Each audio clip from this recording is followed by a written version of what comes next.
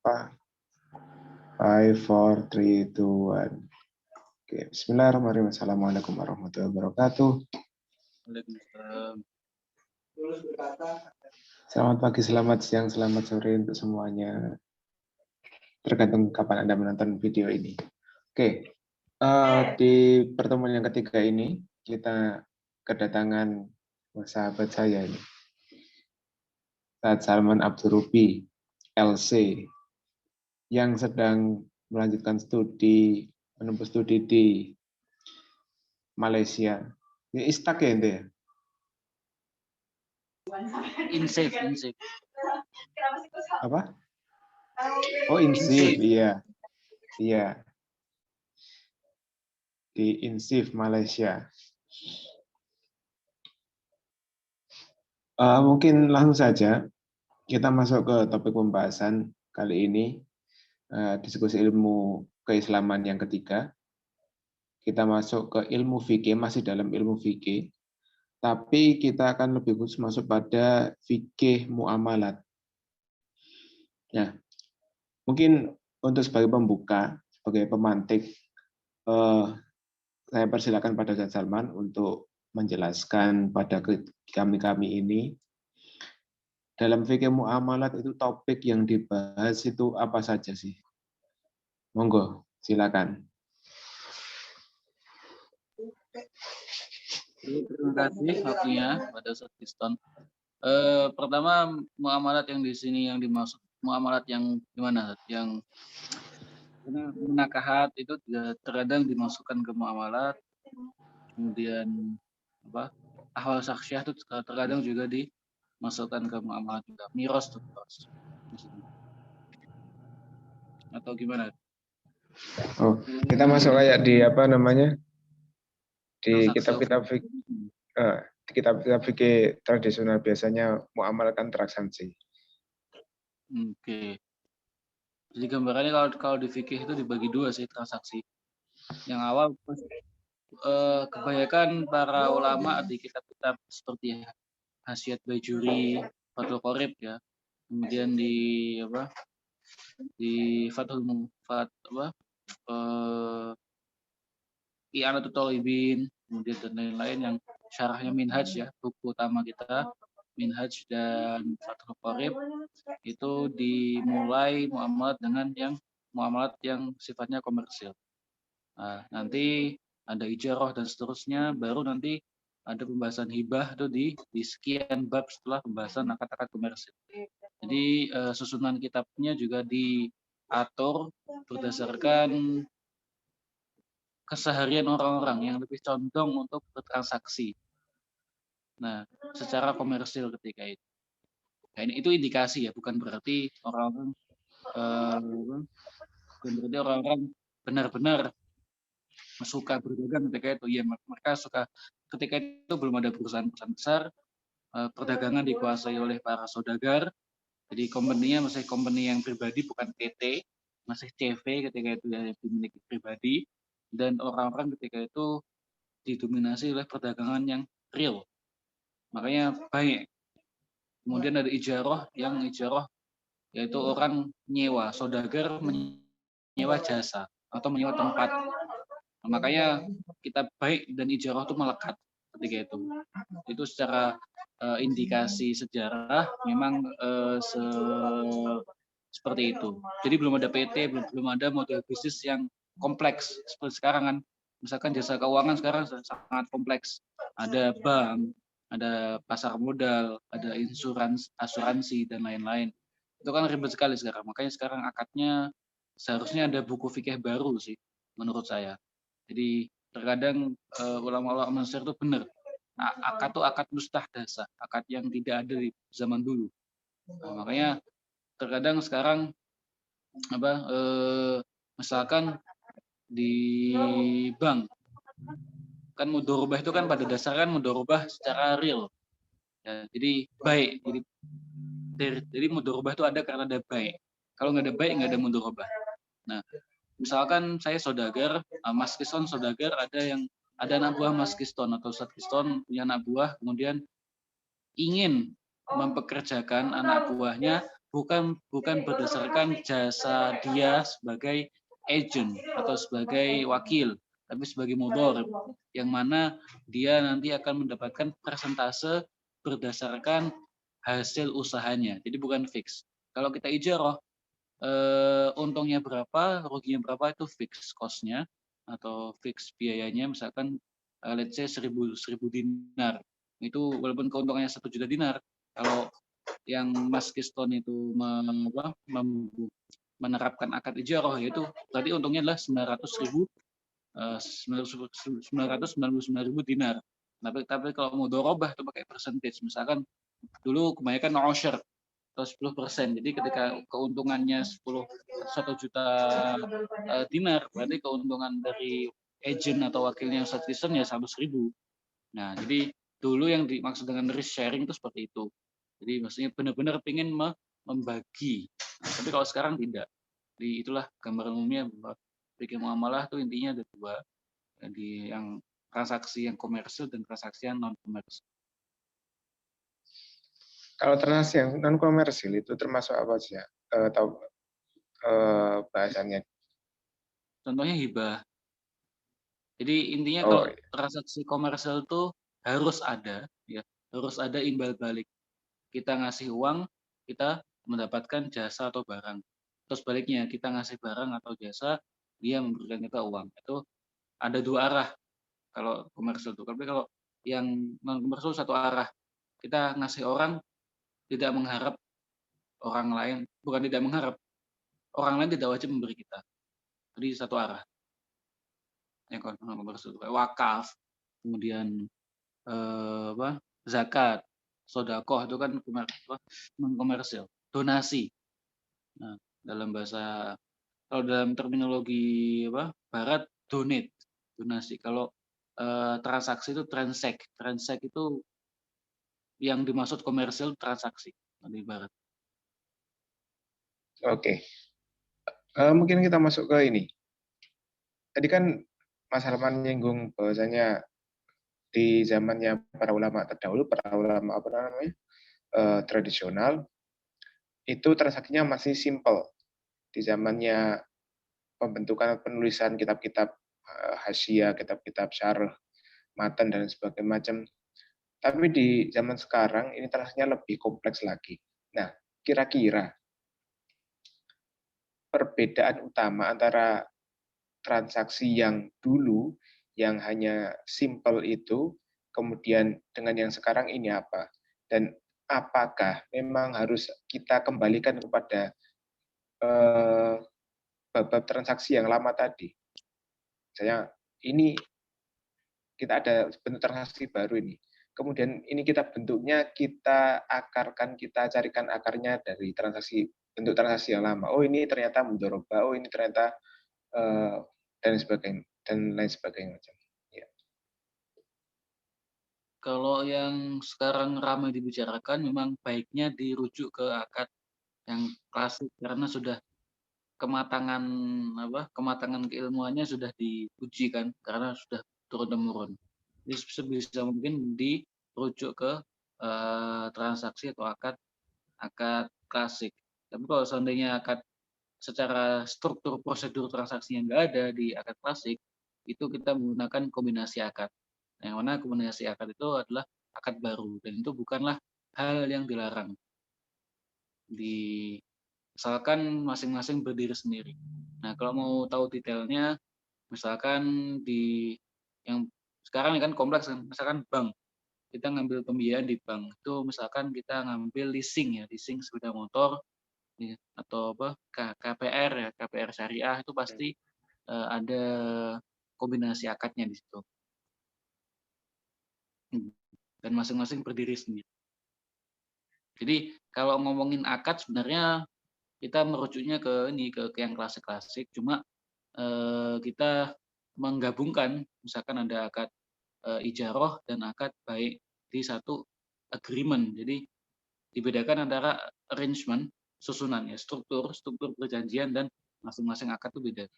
Kalau akad itu kan single, satu butir. Tapi kalau struktur atau bundle perjanjian itu bisa terdiri dari jual beli, bisa terdiri dari wakalah atau agensi perwakilan, bisa ada juga perdagang jual beli di situ, satu bendel perjanjian. Oke, tadi sempat menyinggung adanya KPR syariah. Nah, emblem syariah ini mungkin bagi beberapa orang itu dibenturkan sama konvensional. Misalnya ada bank syariah, bank konvensional, akad syari, akad konvensional. Nah, itu kira-kira apa bedanya antara ini kan dua-duanya munculnya di zaman modern ini. Oke, sebenarnya banyak banyak perspektif untuk menjawabnya. Cuma saya pengen nih ya, gampangannya karena nanti video ini didengar oleh orang yang mungkin ya tidak mendalami bidang ini. Jadi esensinya saya menjawab dari perspektif fikih, yang mana fikihnya sudah fikih yang disepakati ya. Bedanya kalau transaksi yang sebenarnya tiga aja sih. Kalau yang di syariah itu tidak ada unsur riba, gharar, sama maisir. Itu harus dihindari. Adapun nanti kontroversi mengenai loh ternyata sama aja loh, bank syariah juga mahal, bank syariah juga mengenakan penalti, itu prosedural, yang mana itu ikut regulasi. Nah, karena bank syariah kan muncul di sistem yang konvensional. Nah, ini kalau dari perspektif ekonomi nanti panjang lagi. Tapi intinya kalau di bank syariah dan bank konvensional itu bedanya seperti itu. Misalkan kalau di bank konvensional kita naruh uang deposito nih, ya deposito bank konvensional itu ada unsur riba karena di situ transaksinya adalah pinjam meminjam. Jadi sebagai nasabah saya memberikan deposito ke bank, nanti bank akan memberikan 2-5% per tahun ya per annum untuk saya. Nah, jadi itu kan akadnya akad pinjam-minjam. Tapi kalau di bank syariah nggak akadnya mudharabah. Yang mana saya mewakilkan uang saya ke bank syariah supaya bank syariah mengelola uang tersebut dan nanti bagi hasilnya pun tidak fix, tapi ada indikasinya. Nah, kemudian kalau bank syariah, KPR syariah itu tidak mendanai proyek yang ada unsur-unsur terlarangnya. Misalkan KPR syariah nggak mungkin didapatkan dananya dari bank konvensional yang mengandung unsur riba. Nah, tereliminasi lagi kan. Kemudian bank syariah tidak mungkin dia membiayai perusahaan kasino atau peternakan babi atau ternak anjing untuk dan lain sebagainya lah. Nah, itu seperti itu. Itu dari segi fikihnya. Oke, bagus sekali penjelasannya. Ada pertanyaan berikutnya itu, kalau memang bank syariah, ya seperti di sini tadi, bank syariah kan ada yang bilang, oh bank syariah sama saja, bahkan mungkin lebih besar kosnya untuk kita pakai jasa bank syariah daripada bank konvensional. Nah, menurut Mas Sama sendiri, sebagai sosial dalam tataran sosial kita, perlukah atau let's say umat kita ini diwajibkan atau harus pakai jasa syariah, jasa ekonomi syariah tadi, bank syariah dan macam-macamnya tadi. Dan nanti apa implikasinya kalau misalnya sistem ekonomi syariah ini tidak jadi mainstream utama. Dia nanti misalnya suatu saat nanti dia kalah sama bank konvensional dan akhirnya mati, tidak ada peminatnya sama sekali, itu apa nanti implikasinya? Monggo. Mungkin belum bisa dilihat ya, Radison ya. Kenapa? Karena masih 30 tahun sih. Sedangkan sistem konvensional ini sudah sekitar 300 tahun. Jadi masih 10% dari, kalau mau dibandingkan kan harus apple to apple kan. Misalkan kalau di Shopee dan Blibli atau tiket.com itu kan mereka hampir sama lah ya. Belum 2 dekade. Itu masih comparable. Nah, kita bisa membandingkan mana nih antara Gojek atau Grab nih yang menang. Ternyata Uber kalah di Indonesia. Karena itu masih masih comparable lah, walaupun nggak apple to apple tapi masih comparable. Nah, sedangkan sistem konvensional dan sistem syariah itu uncomparable. Karena untuk membandingkan kan harus sepadan. kiasnya kan harus kias nih, kias analoginya harus pas, ukurannya harus sama. Sedangkan ya sistem konvensional pun sejarahnya panjang.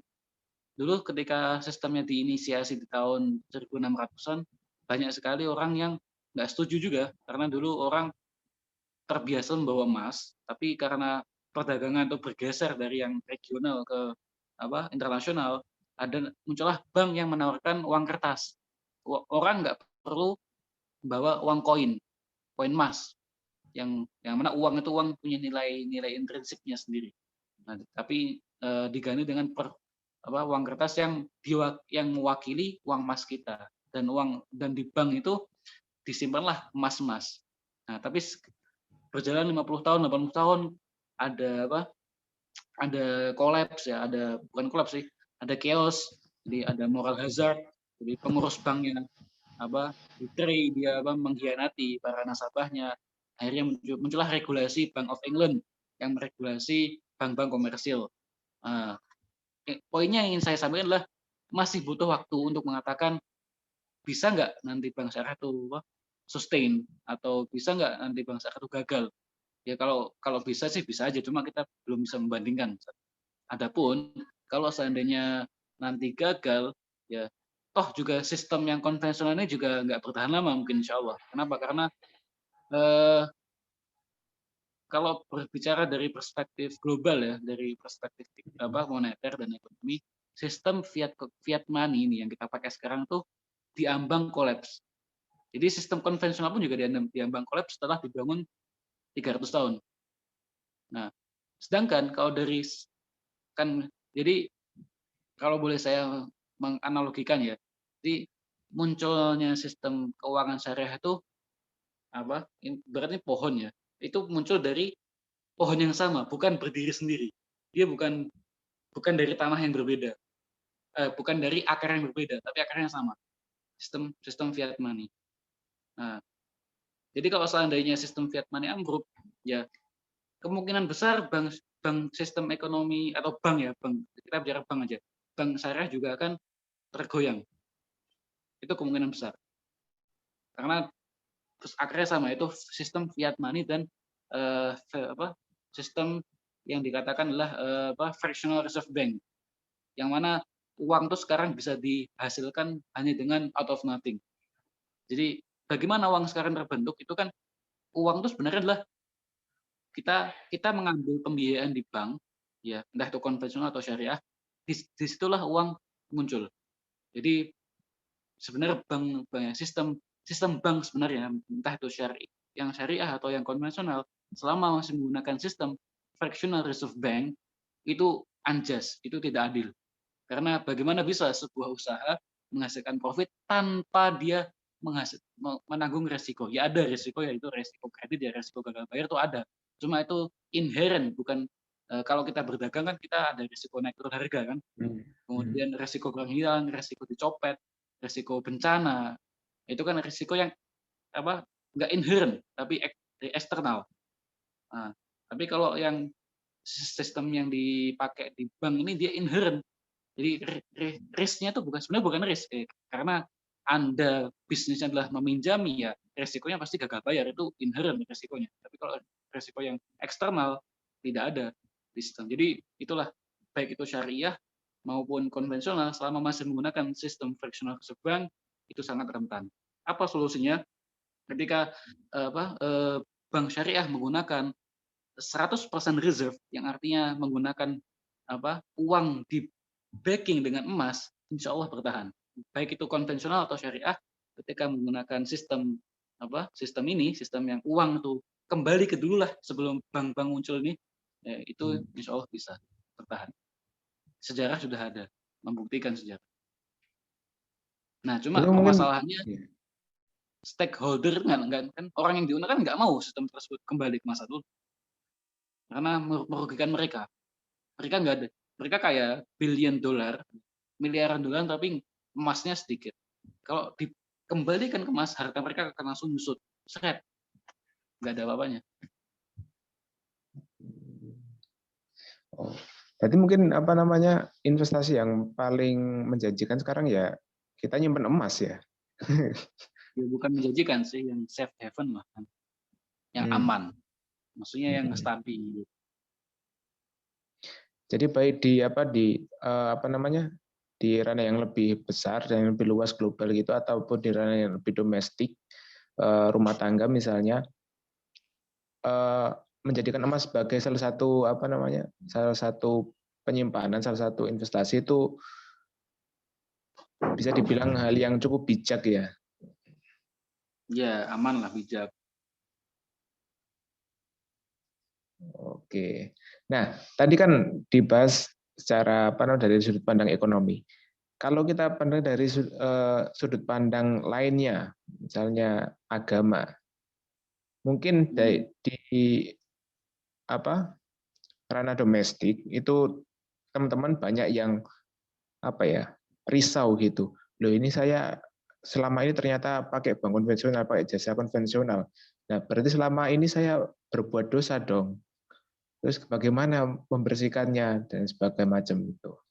Padahal kan kita susah sekali untuk terlepas 100% dari dari sistem konvensional tadi. Iya, ya kalau untuk membersihkan ya sering-sering sedekah dan infak. Kalau wajib zakat dikeluarkan zakatnya. Kan kita kan sebenarnya juga nggak bisa terlepas kan. Tadi kan akarnya adalah entah itu syariah atau konvensional, kalau dia masih menggunakan sistem fractional reserve bank, ya FRB, yang mana gini gambarnya gini, fractional reserve bank itu bank, ada sistem bank sentral ya. Bank di setiap negara ada bank sentralnya, hampir setiap negara ada bank sentralnya. Jadi bank sentral dia meminjamkan 100.000 ke bank BCA. Nah, bank BCA dia wajib untuk menyimpan 15%. Nah, 15% berarti berapa? Tinggal 85 kan. Nah, 85 ini dia keluarkan ke bank atau orang lain. Nah, bank lain mendapatkan 85.000, disimpan 10% lagi. Nah, 10% berarti berapa? 8.500, berarti tinggal 67.500. Itu disimpan lagi, muter sampai habis. Maka uang yang dari 100.000 bisa menjadi 1 juta. 1.900.000 totalnya sirkulasi. Itulah sistem yang dinamakan sistem fractional reserve bank. Nah, kan dari 100.000 yang sebenarnya itu kan fiksi, ilusi. Uang itu ilusi. Jadi kalau ulama dulu mengatakan bahwa apa sih uang tuh? Ya kan tasawuf. Nah, sekarang wujudnya sekarang. Kalau dulu masih ada bentuk intrinsiknya, yaitu dinar. Masih ada nilai value, intrinsic value masih ada. Kalau sekarang benar-benar nggak ada uang itu. Nah, makanya menarik untuk membuat kajian tasawuf, uang tasawuf sekarang itu menarik banget, pendekatan fractional reserve bank itu. Benar-benar nggak ada sekarang, ilusi sekarang, hanya angka-angka. Nah, kembali lagi ke pertanyaan, kalau apakah ya sebenarnya nggak bisa ya, cuma makanya kita untuk mensucikannya bukan nggak bisa, belum bisa. Untuk mensucikannya ya dari sedekah. Dan apakah dosa ya, kalau kita misalkan nih nggak ada alternatif lain kan, kalau masalah dosa enggak itu kan apa, sebenarnya ranahnya kan individu kan, kontekstual, fatwa, ya kan. Jadi kita nggak bisa menghukumi sebenarnya. Tapi kalau memang harus menghukumi untuk sebagai landasan, ya kalau bisa janganlah ditangkap. Seperti itu. Tapi kalau terpaksa ya misalkan sudah ke mana-mana ternyata kita punya usaha, loh kok bank syariah lebih mahal ya? Sedangkan usahaku butuhnya banyak, kalau aku pakai jasa bank syariah nanti takutnya malah karyawanku rugi-rugi semua, atau rumah tangga malah gini, sedangkan di bank konvensional lebih murah dan lebih bisa menjamin menurut dia lebih bisa menjamin keamanan keuangan dia, atau keamanan keluarga dia, atau tanggung jawab yang harus dia ampuh, ya dalam hal itu ya, dalam waktu itu boleh diambil. Tapi kalau konteksnya berbeda lagi, lain lagi hukumnya.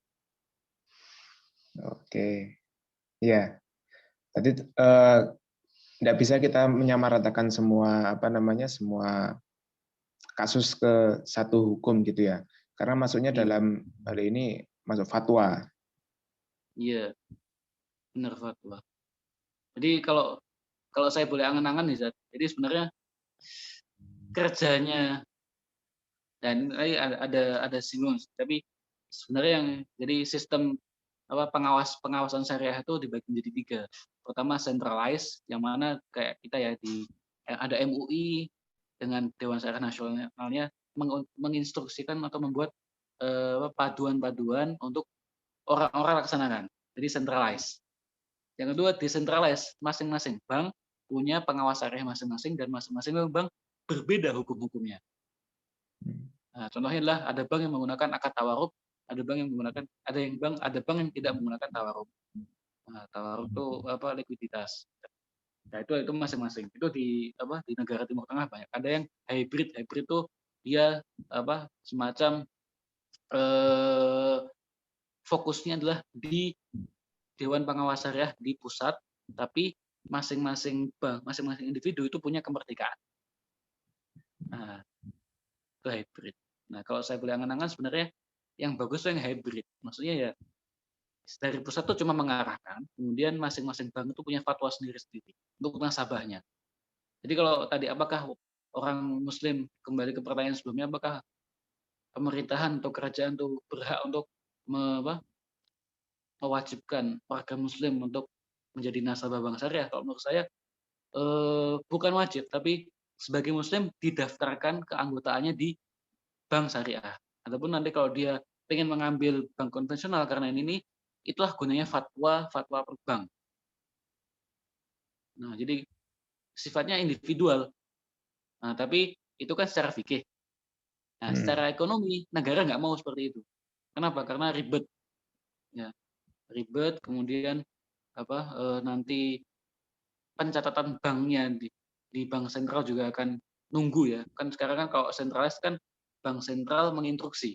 Jadi terkontrol semua. Tapi kalau sistem hybrid yang saya angan-angan tersebut, bank sentral nunggu rekapan. Oh, seperti ini. Oh, nanti seperti ini, seperti itu. Oke. Menarik sekali pembicaraan kita pada kali ini. Mungkin untuk sesi ini kita cukupkan dulu, Mas Salman. Nanti kita ketemu lagi. Saya tertarik sama tadi pembahasan tasawuf, hubungan antara tasawuf sama uang tadi. Mungkin ada hubungannya juga antara apakah untuk kejiwaan dan untuk tarokinya seorang hamba itu, apakah dia mengambil bank konvensional, apakah bank syariah, dan apakah niatnya itu tadi untuk untuk demi mencari untung atau untuk menyelamatkan dirinya dari kerugian atau segala macam. Nanti kan akan ada implikasinya pada kapabilitas atau pada peningkatan imannya. Kalau secara tasawuf kan seperti itu.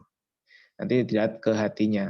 Tapi itu menarik sekali hubungan antara ekonomi dan tasawuf. Nah, terima kasih Mas Arman untuk kesempatannya pada kali ini. Aman, Bos. Oke, siap. Matur suwun. Sekian. Assalamualaikum warahmatullahi wabarakatuh. Waalaikumsalam warahmatullahi wabarakatuh.